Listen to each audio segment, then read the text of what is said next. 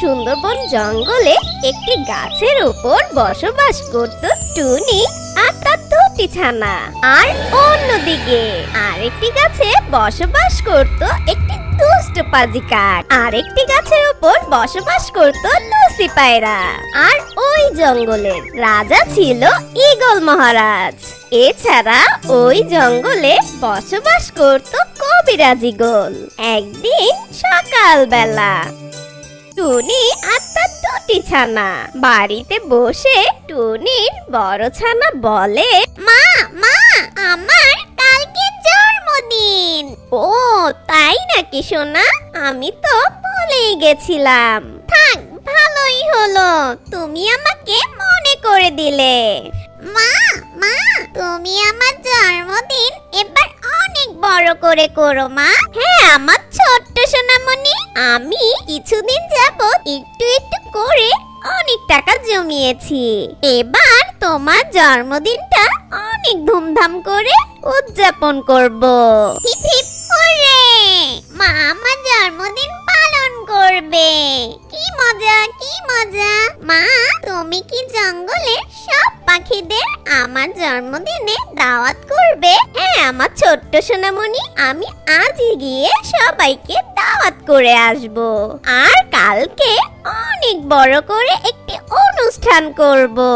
এবার খুশি তো আমার ছোট্ট ছানা? হ্যাঁ মা আমি অনেক খুশি। আচ্ছা ঠিক আছে আমার সোনামণি, তোমরা বাসায় থাকো, আমি যাই দোকানে গিয়ে কেকের অর্ডারটা দিয়ে আসি। এ কথা বলে টুনি চলে যায় বাজারের উদ্দেশ্যে। আর টুনি ছানা ঘরে অনেক খুশি হয়ে বলে, আচ্ছা ছোট তুই কালকে কিভাবে সাজবি বলতো? আমি অনেক সুন্দর করে সাজবো, কারণ কালকে সবাই আমাদের বাড়িতে আসবে আর আমার জন্মদিন। আর কিছুক্ষণ পর টুনি বাজারে চলে আসে আর কেকের দোকানে গিয়ে বলে, এই যে ভাই আমার একটা কেকের অর্ডার নিন, কালকে আমার মেয়ের জন্মদিন, তাই খুব সুন্দর করে একটি বড় কেক বানিয়ে রাখবেন। আর কেকটা যেন অনেক মজা হয় আর দেখতে সুন্দর হয়, বুঝেছেন? আমি জঙ্গলে সব পাখিদের দাওয়াত করব, আপনিও আমার বাসায় চলে আসবেন, ঠিক আছে? আমি যাই। এ কথা বলে টুনি রওনা দেয় তার বাসার উদ্দেশ্যে। টুনি যখন বাসার জন্য জঙ্গল দিয়ে হাঁটছিল, ঠিক তখন লুসি পায়রার সাথে টুনির দেখা হয়। আর লুসি পায়রার সাথে সেই দুষ্ট কাকটাও সেখানে ছিল। লুসি পায়রা টুনিকে দেখে বলে, টুনি, ও টুনি, কোথা থেকে এলে তুমি? আরে লুসি বোন, আমি কেকের দোকান থেকে আসলাম কেবল। কেন টুনি, কেকের দোকানে কেন গেছিলে? আরে বলো না, কালকে আমার বড় ছানার জন্মদিন। ও এই ব্যাপার টুনি, তাহলে কি তোমার মেয়ের জন্মদিনে আমাদের দাওয়াত দিবে? হ্যাঁ লুসি বোন, আমি তোমার বাসায় যেতাম কালকের জন্য দাওয়াত দিতে। যেহেতু রাস্তায় তোমার সাথে দেখা হলো, তুমি কালকে কিন্তু আমার বাসায় অবশ্যই আসবে। যখন লুসি পায়রা আর টুনি কথা বলছিল, তখন কাক বলে, আচ্ছা টুনি, তুমি কি আমাকে দাওয়াত দিবে না? ইয়ে মানে না কাকলি। থাক থাক, আমি বুঝেছি, তুমি হয়তো ভাবছো আমি আগের মতন দুষ্ট রয়ে গেছি, তাই না? তাই তো তুমি আমাকে দাওয়াত দিতে চাচ্ছ না। আরে না না কাকলি বোন, তুমি ভুল বুঝছো। আমি তো এই জঙ্গলের সব পাখিদের দাওয়াত দিতাম, তোমাকেও দিতাম, কিন্তু আমি চেয়েছিলাম তোমার বাসায় গিয়ে দাওয়াত দিব। না টুনি, কষ্ট করে আমার বাসায় তোমাকে যেতে হবে না, তুমি আমাকে এখানেই দাওয়াত দিতে পারো। আচ্ছা ঠিক আছে কাকলি, তোমাকে আর লুসি পায়রাকে দাওয়াত দিলাম। কালকে অবশ্যই বিকেল বেলা আমার বাসায় চলে এসো, ঠিক আছে? ঠিক আছে টুনি, কালকে বিকেল বেলা আমি ঠিক চলে আসব। তারপর টুনি বাসায় চলে যায়। টুনি বাসায় এসে তার ছানাদের খাবার খাইয়ে জঙ্গলে চলে যায় সব পাখিকে দাওয়াত দিতে।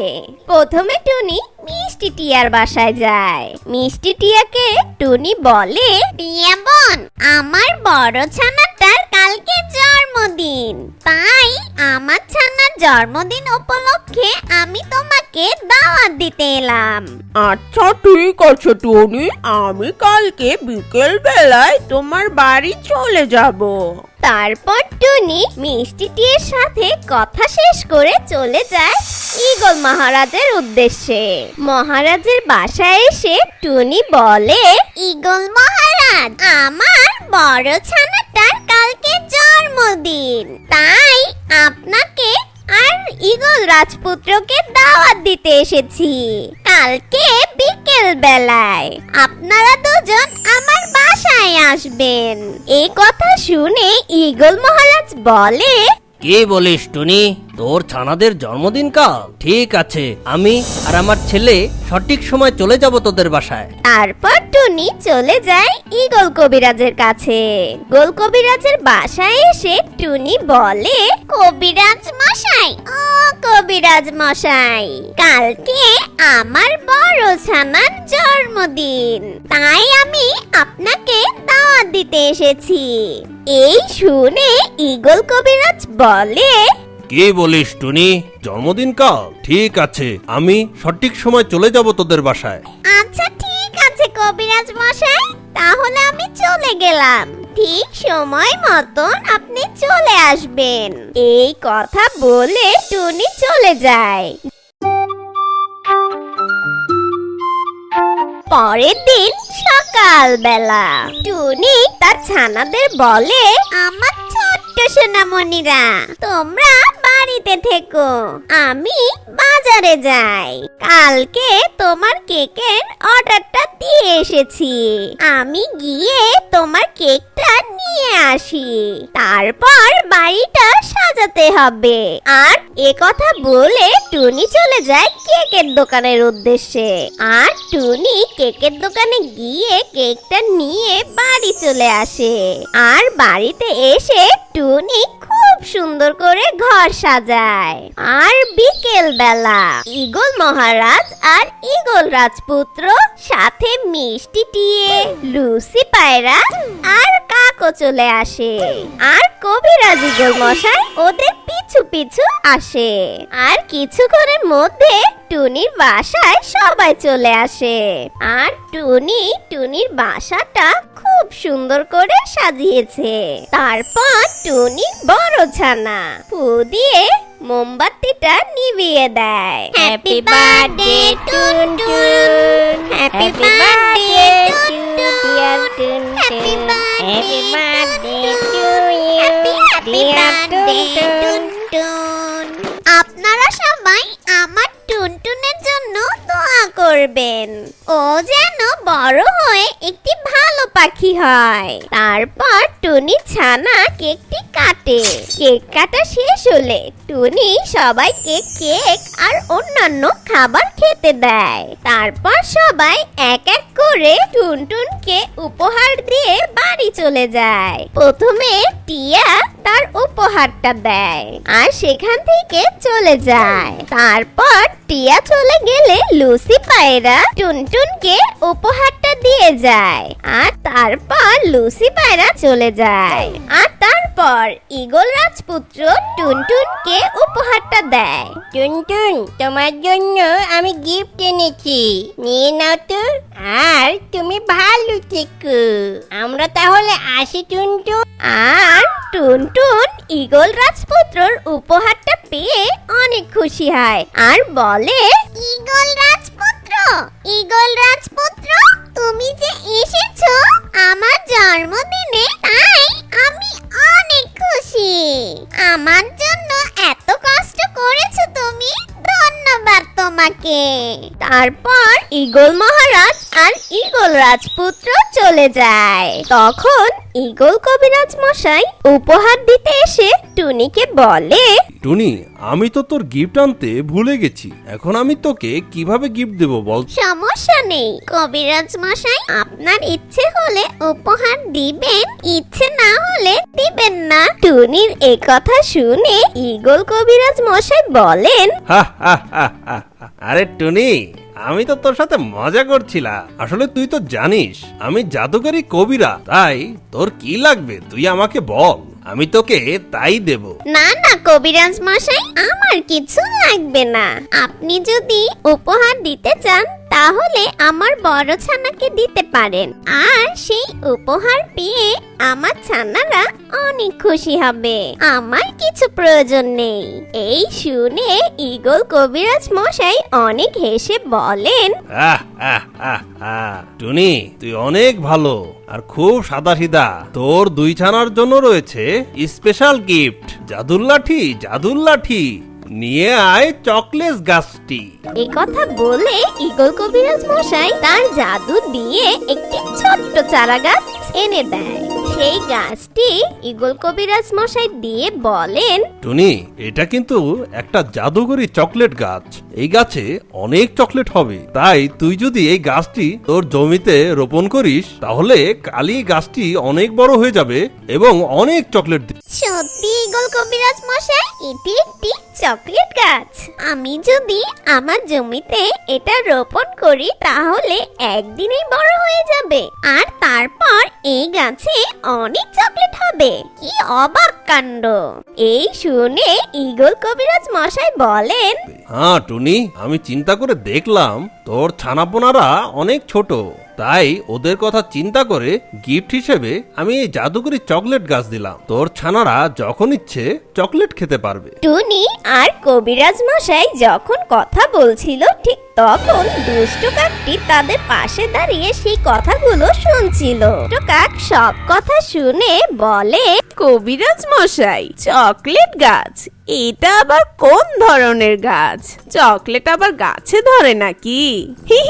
ঈগল কবিরাজ মশাই বলে, আরে দুষ্ট কাক, এটা একটা জাদুকরি চকলেট গাছ, আর তুই জানিস না আমি জাদুকরি কবিরাজ, তাই এই গাছে চকলেট হবেই। ধুর, এগুলো কি বলছেন? এটা আবার চকলেট গাছ?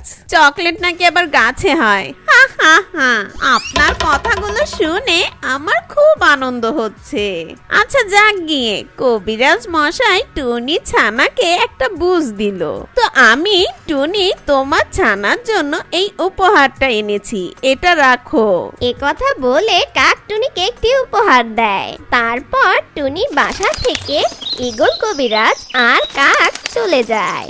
আর অন্যদিকে টুনি তার ছানাদের নিয়ে জমিতে গিয়ে সেই জাদুর চকলেট গাছটি রোপণ করে দেয়।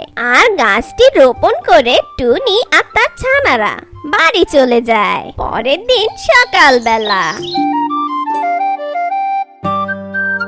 টুনি তার ছানাপোনা নিয়ে জমিতে যায়, আর তারা জমিতে এসে দেখে কবিরাজ মশাই সেই চকলেটের সেই ছোট্ট গাছটি এক রাতে অনেক বড় হয়ে গেছে, আর সেই গাছে অনেক চকলেট হয়েছে। চকলেটগুলো দেখতে সেই লোভনীয়। ওরে কি মজা, কি মজা! আমাদের গাছে চকলেট হয়েছে। মা দেখেছো আমাদের গাছে কত চকলেট হয়েছে? হ্যাঁ আমার সোনামণি, আমি দেখেছি। কবিরাজ মশাই সত্য বলেছে, এই গাছে অনেক চকলেট হয়েছে।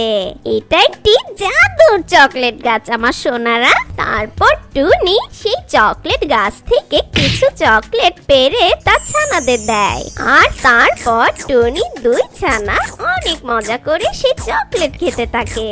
তারপর টুনি আর তার ছানাপোনা বাড়ি চলে যায়। আর কিছুক্ষণ পর কাক সেই রাস্তা দিয়ে বাজারে যাচ্ছিল। কাক কিছু দূর যেতে না যেতেই দেখে টুনির জমিতে একটি বড় চকলেট গাছ হয়েছে, আর সেই গাছে অনেক অনেক চকলেট হয়েছে। আর তারপর কাক সেই চকলেট গাছের নিচে যায়।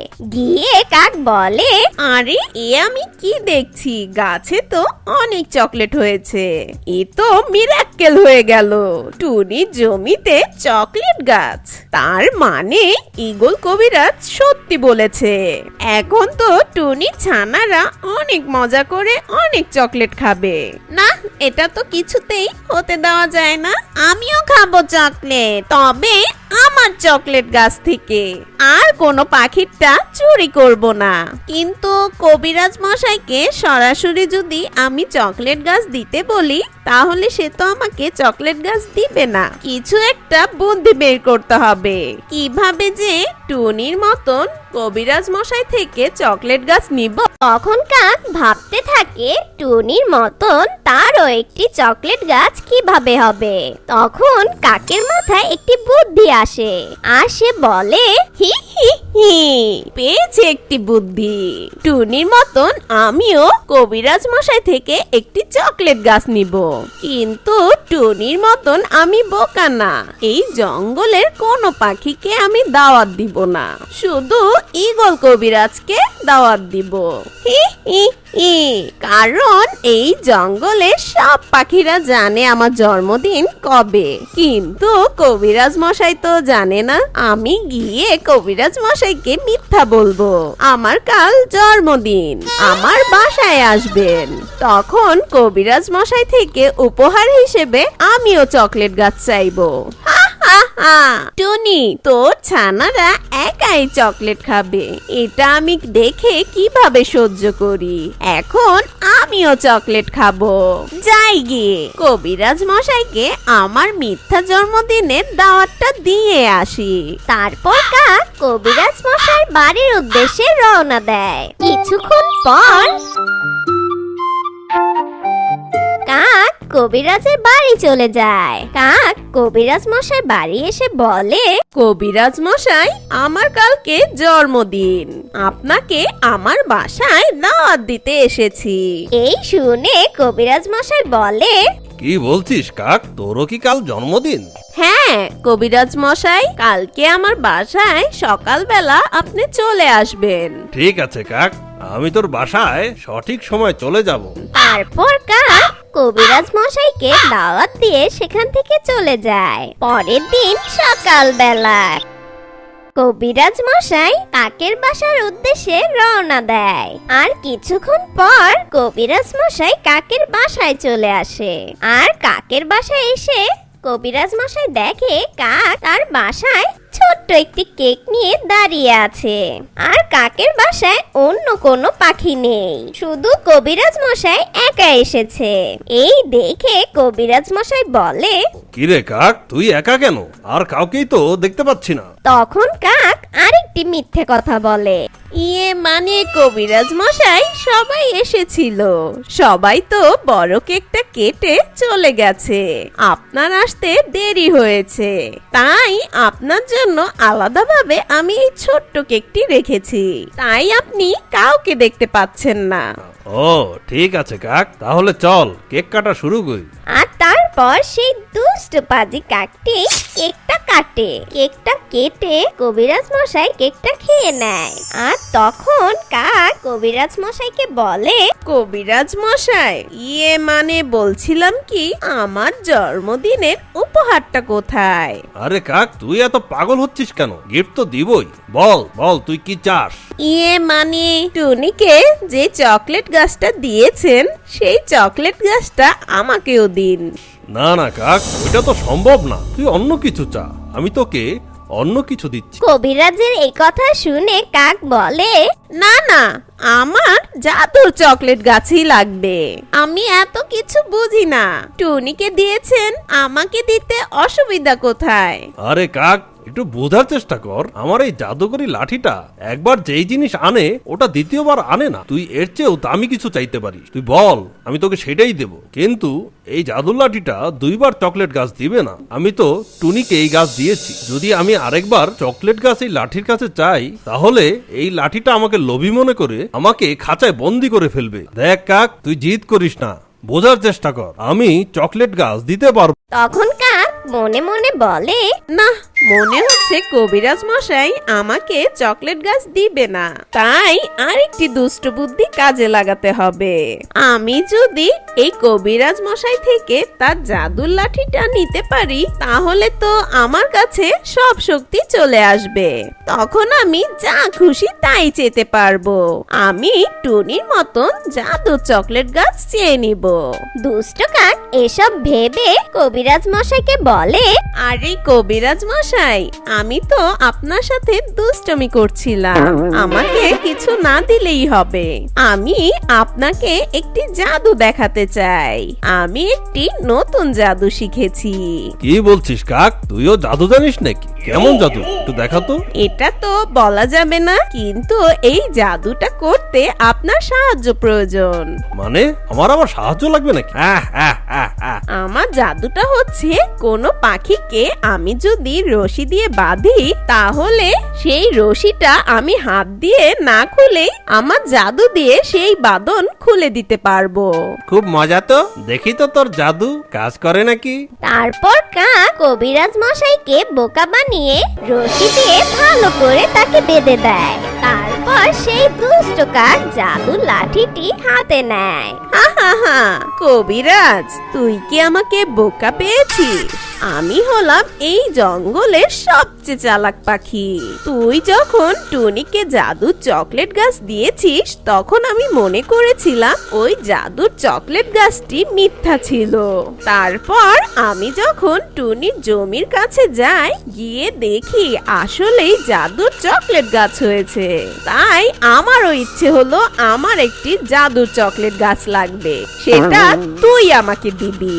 তাই আমার দুষ্ট বুদ্ধি দিয়ে তোকে মিথ্যা কথা বলে আমার মিথ্যা জন্মদিনে তোকে ডেকে এনেছি চকলেট গাছটি গিফট নিব বলে। কিন্তু তুই আমাকে বলছিস টুনির মতন আমাকে জাদুর চকলেট গাছ তুই দিবি না। তাই আরেকটা বুদ্ধি করলাম। আমি তোকে মিথ্যা কথা বলেছি যে আমি জাদু জানি, আসলে আমি কোনো জাদুই জানি না।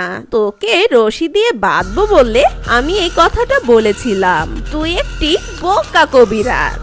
কিভাবে আমি বুদ্ধি খাটিয়ে তোর জাদুর লাঠিটি নিয়ে নিলাম। হা, এখন আমি জাদুর লাঠির কাছে জাদুর চকলেট গাছ চাবো। আমাকে এই রশি থেকে মুক্ত কর। তুমি আমাকে বোকা পেয়েছো। আমি রশির বাঁধন খুলে দেই আর তুমি আমাকে শাস্তি দাও। চুপ বোকা কবিরাজ, আমি তোর কোনো কথা শুনবো না।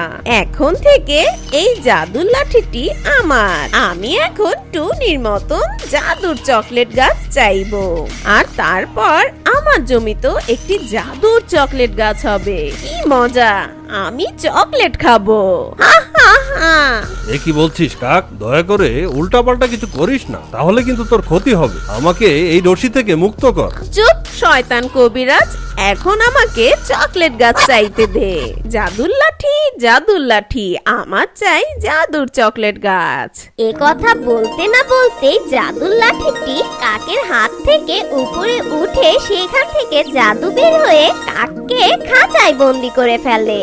আর তারপর জাদুর লাঠিটি কবিরাজ মশাই সেই বাঁধন খুলে দেয়। হায় হায়, এ কি হলো? আমি খাঁচায় বন্দি হলাম কি করে? এ কি, তার মানে আমার বুদ্ধিতে আমি নিজেই ফেসে গেলাম। কোনো কাজেই এলো না আমার দুষ্ট বুদ্ধি।